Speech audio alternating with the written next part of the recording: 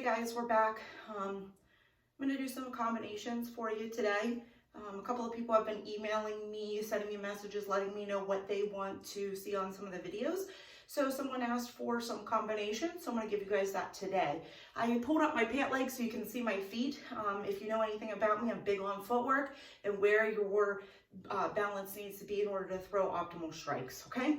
So if you guys remember previously, we used to always say that the 3 points to a knockout punch were surprise, location, and force. And you remember that I added 2 more, and that was acceleration and snap, okay? So this is the time to be using these things in your techniques, okay? So the first one that we're gonna do is just gonna be jab, cross, hook, right leg kick, okay? Or 1, 2, 3, right leg kick. So I'll show that to you. So it's gonna be hands up. Foot's going to be out at a 45-degree angle. My front leg is going to be facing my opponent, okay? And again, when you're throwing your strikes, remember that it's going to be arm, then shoulder. Arm, then shoulder. Otherwise, if you do your shoulder first, your arm is going to be bent the majority of the time, and it's a very good tell, okay? Opposed to straight down the pipe. And as you guys have learned previously, the shortest distance is a straight line, okay? Also, it's way easier to push and put all that forward directly, all that pressure directly forward if I'm going straight down the pipe opposed to, right, bent arms. So let me just show you that combination, okay? So my good fighting stance, elbows in, relax shoulders, step, jab, cross, hook, right leg kick, okay? And again, when you do this, I'm taking a step, jab, turn over, cross, putting my weight on my back leg, hook. When I go to throw my right leg kick, bring this back, and I'm taking the C step out and bringing this across. And you'll see what happens with my hands, right? You take the C step, the posting hand goes up like a hitchhiker, the other one comes across, and I pull it across, okay? So again, one more time from the side. 1, 2, 3, leg kick, okay? So you're gonna practice that for 2 minutes. If you have a partner, you guys can go back and forth even better. That also does help you look to see how well you can see shots coming in. Also too, it isn't as hard if you guys are just doing it for 2 minutes straight. Otherwise, you can just find someone to stand there and you can do it to them, or you can do it on your own, no problem. I'll be with you on number 2 combination, okay? Okay, so the next one's gonna be 2, 3, 4, left leg kick, okay? So a lot of times in Muay Thai, they're going left, right, and that's in order to get your torque in a lot of kicks. And your strikes in general. In Dutch style kickboxing, they do a lot of the same side, meaning they'll do a jab and that same side leg kick. Krav is probably a little bit more closer to Dutch style kickboxing than it is to Muay Thai. I try to kind of give you guys everything put in there, okay? So next one's gonna be 2, 3, 4, left leg kick, okay? So again, 2, 3, 4, leg kick, okay? Same thing from the side. 2, 3, 4, left leg kick, okay? So again, be careful with your uppercuts that you don't bring them straight down, right? That's centrifugal force. We're looking to use our entire body for body sponsorship. So when I go to throw my hook punch, drop my weight, turn in, and explode up through, okay? So make sure you guys have that one down. 2 minutes on the clock for combo number 2. Okay, guys, so I'm back at you with combo number 3, okay? So this is gonna be 2, 3, 2, switch knee. Again, that's gonna be cross, hook, cross, switch knee, okay? So it's gonna look like this. Cross, hook, cross, switch knee. As you remember, guys, before, there's 2 different types of knees. One's engaged, meaning that I'm touching the person. The second means I'm not engaged, okay? So the second one is going to be, I'm going to do my my switch step, which just means that I'm going to turn on the inside of my foot, okay? So what you're going to do is you're going to kind of hop, and you're going to pre-pivot your leg. You want to be careful that your hop is not too high, right? Because if you do it too high, it's super easy for someone to see. So when I'm looking to do it, watch how far up my head goes. It's almost like I'm just dragging my feet on the ground. I'm pre-pivoting this leg and coming up, okay? So I'll show you that from a couple of angles, okay? So again, 2, 3, 2, switch knee, okay? Same thing on the other side. 2, 3, 2, switch knee, okay? When you do the switches, you're gonna, whatever knee you're using, you're gonna pull your hand down, right? Your hand's gonna come up, pull your hand down, okay? Again, okay? I'm using that to push my hip out. It is important to be able to turn my hip out, okay? So again, when I do my switch and I'm coming through, still on the ball of my foot, on the posting foot, okay? Try that one out, 2 minutes. I'll be back at you with the next combo. We're back with combo number 4. So this is going to be 1, 2, 5 rear knee, okay? So what that's going to look like is it's going to be jab, cross, lead uppercut, rear knee, okay? So again, with this one, I need to take a step onto the ball of my foot in order to change where my center of gravity is to be able to stand on one leg.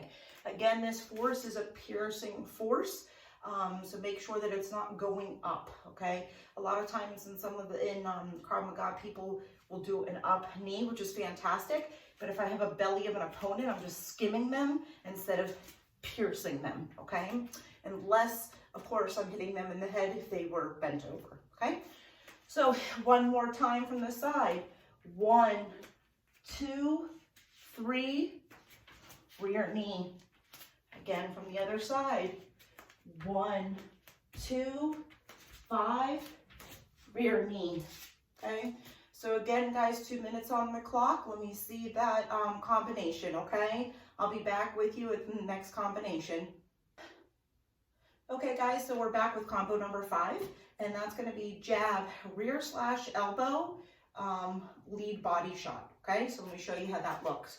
Remember, when you guys do your body shots, you do need to load up for this one. And by loading up, that means if I'm going to throw this hand, I need to almost slip a punch first to be able to bring this back up. When I'm throwing my body shot, my hand should be looking towards me and I'm coming at a 45-degree angle. If you think about it, I'm looking to get someone's floating ribs and bring them to the other side of their shoulder, okay? The point of a body shot is has 2 things. One is to hit a lung and pierce it with the floating ribs, because a floating rib is actually, because it's only attached on one side. The majority of the ribs are attached to the sternum and attached in the back to your thoracic spine. In the case of a floating rib, it is only attached on one side. So that meaning it's attached in the back and it ends here. So it's super delicate, okay? It's like a lever over a fulcrum, okay? Easy to break. So again, when I'm doing my body shot, I'm slipping to bring this up, okay? This other hand's still gonna stay close to my head. So let me show you the combination, okay? It's gonna be jab / elbow, body shot. Be careful with your / elbow. Make sure you're only using your shoulder rotation, bringing it all the way up by your ear to drop it, okay? A lot of people you'll see will bring it here. You don't want any gap here, right?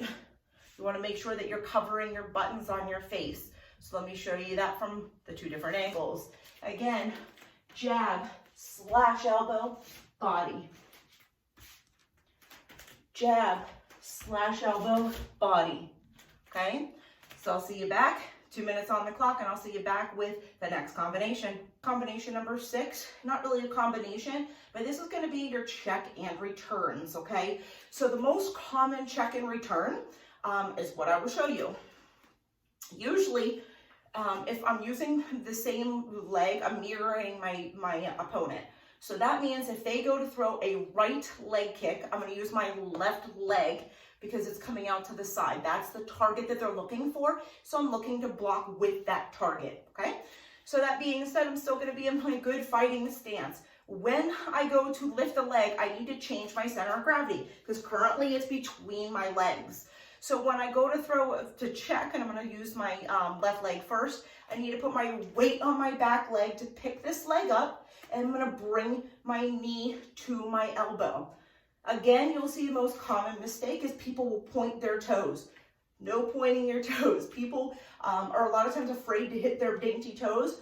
Trust me, I understand. I have extremely dainty toes, but when you flex your foot, it makes the muscle on the outside of your leg here stronger. So it makes you a wall opposed to something that can be pushed over, okay? So again, lead leg, this would be the right, the person throwing a right leg kick. I'm gonna bring elbow to my knee, and I'm gonna point to my toes, okay? This is gonna be like I would be stepping up on a box, okay?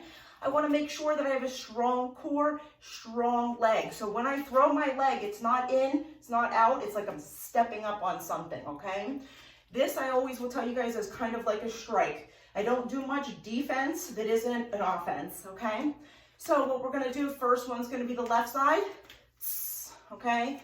One on the back is gonna be on the back side, that would be their left leg if they were throwing, okay?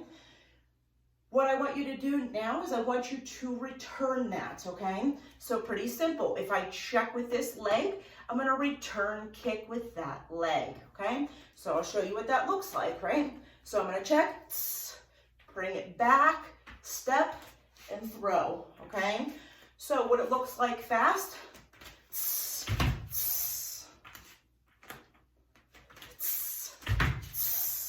okay? Same thing on the other side. What you'll notice when I'm doing this is I'm checking with my lead leg. I'm not putting it back down in front of me. I'm checking, bringing it back, stepping again, and throwing that kick, okay? Super important. So again, on the back leg, okay? I'll show you back leg this way, okay? Back leg again, check, return, lead leg, check, return, okay? So that's gonna be combo number 5. I'll be back with you for the next thing that I want you guys to do, okay? A lot of these things are the basics, and a lot of them are pretty much the easiest things in order for you guys to practice at home. However, you know I'm a huge advocate for practicing the basics, but adding a little flair to it if you're a moderate or an advanced student. So I'm gonna show you those things next, okay? So I'm just gonna take the first combination, and I'm gonna show you what I want you to do if you're moderate, okay? Meaning the next step up in difficulty, okay? So that being said, and that's the jab, cross, hook, right leg kick, okay? So jab, cross, hook, right leg kick, and pivot out, okay? Or jab, cross, hook, right leg kick, pivot out. I want you to get off the X at the end. Another moderate technique that you can use is getting off the X while striking. I'll show that to you, and I'm going to show you it this way so you can see it. Jab, cross, hook, right leg kick. Okay, I'm looking to get off that X. Okay, the next one's going to be the advanced one. I'm going to use the same number 1 combination and just show you how you can do it advanced. Okay, so what I'm going to do is I'm going to do a forward jab, cross, hook, right leg kick, jab, cross, hook, right leg kick. Again, practicing moving forward and backward. That's an advanced technique. I've told you guys this multiple times that there's a lot of amateur fighters that I personally know that are not good at fighting backwards. The point of fighting backwards is that you're still creating space and controlling the space, even moving backwards and still being an aggressor, okay? Sometimes that person has already collapsed the space that you were looking to keep. You have to find a way to make that space again with taking minimal blows, okay? So try the moderate, try the advanced if you think you guys are getting good at the combinations. If you're not, please don't feel bad. Just do the combinations, okay? 2 minutes for every round, okay? The next thing that I do want you guys to do is I want you to go through your yellow belt techniques, your choke defenses. These are super easy to do with just using your imagination with somebody choking you. You do not need a partner. Great if you have one, not a huge deal if you don't, okay? So you guys remember, this is choke from the front, two-handed pluck.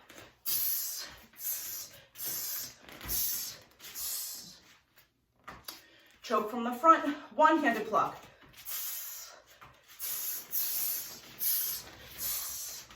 Any of the combinations you know. Choke from the front, bicep to ear.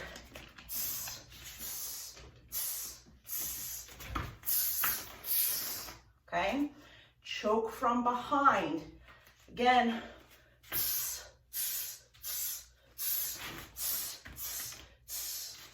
Okay? That one was static. Choke from behind with a pull. Okay? I'm going to get close to you guys so you can see this one. But I would be getting pulled back. I'm gonna pick a hand, take a step out to the side, pivot around, and start throwing my blows, okay? It does not matter which side you do, left or right. Feel free to try both of them, okay?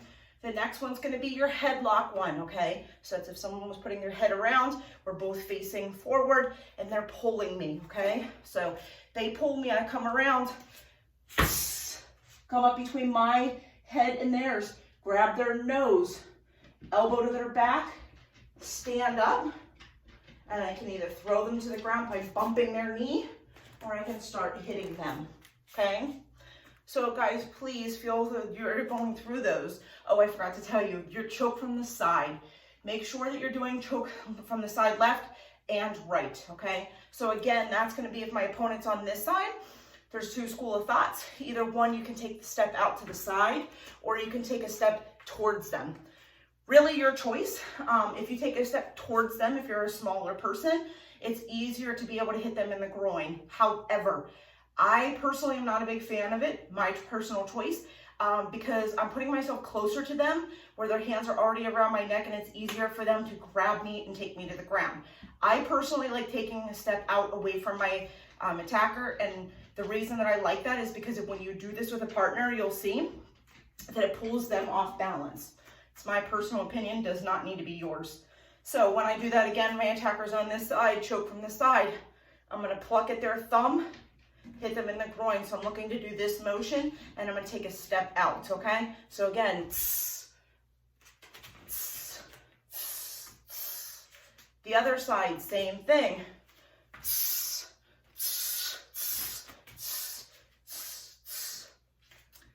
Okay guys, so I want you guys to put 7 minutes on the clock, and I want you guys to do this continuously, just like you guys would do with your gauntlet. See what chokes you remember and kind of see them under pressure. The reason that I want you to do this for 7 minutes total without stopping is because I want you guys to see if you know what chokes are out there, but also I want you guys to be moving and getting fatigued. And are you still able to do them? You don't have to do them fast. You don't have to do them aggressively. You can do them at the pace that I just did. The majority of our stuff is going to be learning pace. So I'm going to put the combinations at the end of this video.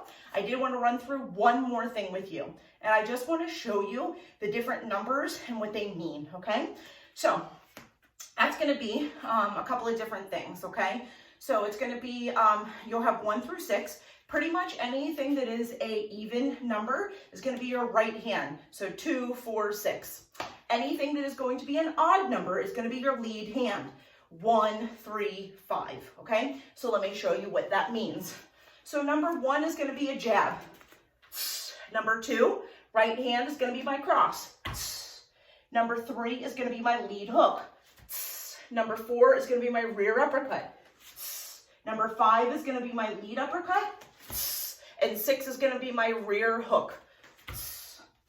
I will tell you, rear hooks are not often used. The reason being is because in Muay Thai, boxing, any of those things, you have to be super close to your opponent. However, I like them for a couple of reasons. Because in Krav, we very much focus on getting off the X, so meaning you're not in front of that person, in between their elbows.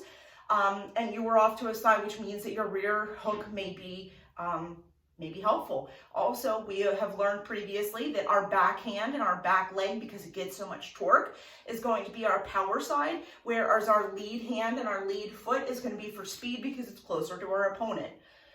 So I do want you guys to still know how to do your rear hook and how to do it well, even if it isn't something that always is used. That being said, when something's not always used, that means people aren't always looking for it. Great strike to throw, okay? So, guys, practice these, and I'll be back with you guys with another video, okay?